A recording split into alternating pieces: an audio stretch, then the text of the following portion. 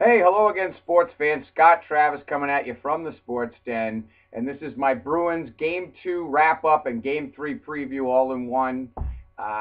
Welcome, Bruins fans and new followers. I've been picking up people jumping on board each day for the last few months, and I appreciate your support. And also from my sponsors, today's episode is sponsored by my brother's group, Herb Travis Handyman Services of Rhode Island. They do take care of all your home repair and improvement needs. And you can check out his work on herbtravishandyman.com and give him a call at 401-465-2658. Okay, let's get on to where we are in the series. Okay, game one. Bruins come out, play well, get the lead, but they don't play the full 60 minutes. They turn the puck over. They let the Hawks get back into it. They blow a 3-1 lead. They lose 4-3 in triple overtime. All right, so that was the Bruins woulda, coulda, shoulda thing, but you move on.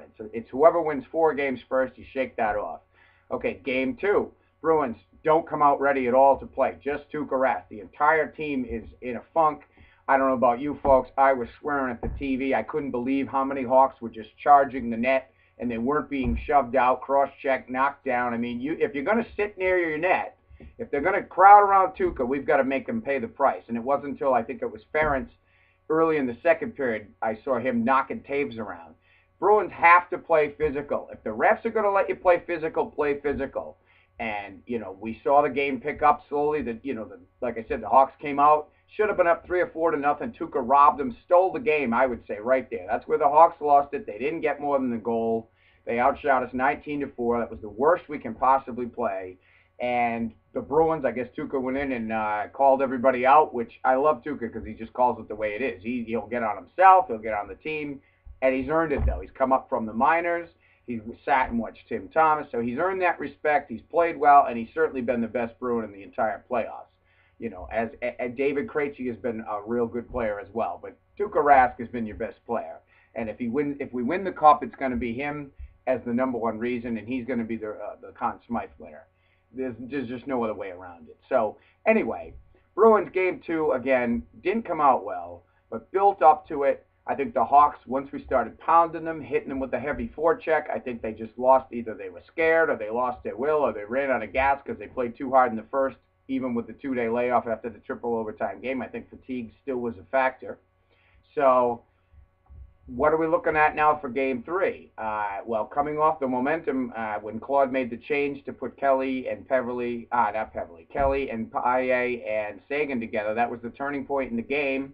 They went on to be 2 goals, 2 assists as a line with a +5, and they, figured in both the goals and led the comeback. Both their goals were as a result of pressuring the Hawks in their own end, forcing turnovers and good hustle and good play. And it's good to see Tyler Sagan playing with some players who can make things happen. He had been stuck with Peverley, and I'll tell you about Peverley. Not at all impressed with anything he's been doing. No points.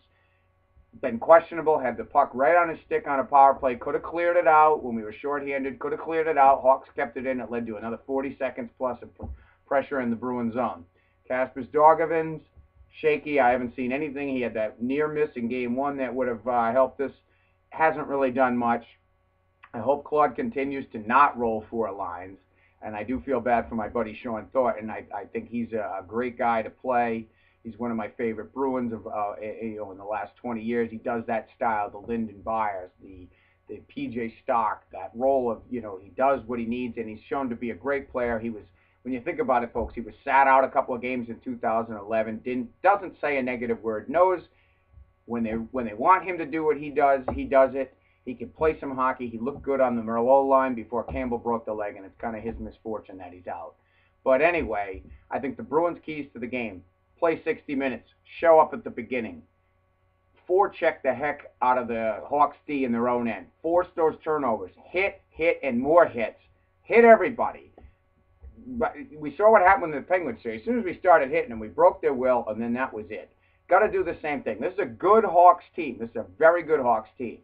But I think the Bruins are better in that the Bruins can play it any way you want it. We can skate, we can hit, we can do it all. We've got the goaltending, we've got the strong D.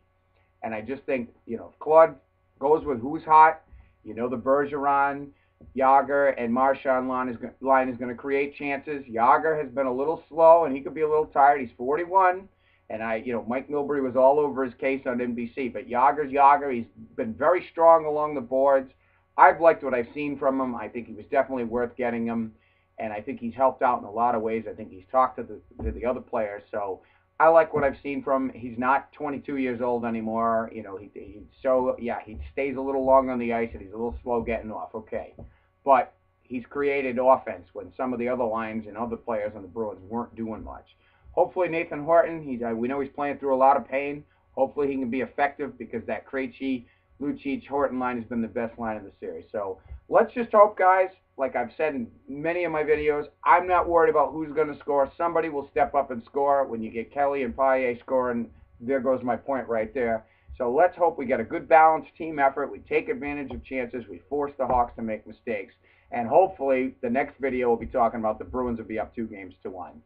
And I just want to remind everybody, if you enjoy this video and you are up on all New England sports, you can check out my Facebook's page, the homepage there. I have a page. It's Scott Travis Sports News. And also that's tied right into my Twitter account, which is @ScottTravisSN. Thanks for watching. Go Bruins, and let's hope we are talking on a good note. Bottom line is Bruins play a full game, 60, whatever minutes it takes. And support Tuukka. Help him out in there and come out from the get-go. Thanks for watching. I'll talk to you soon.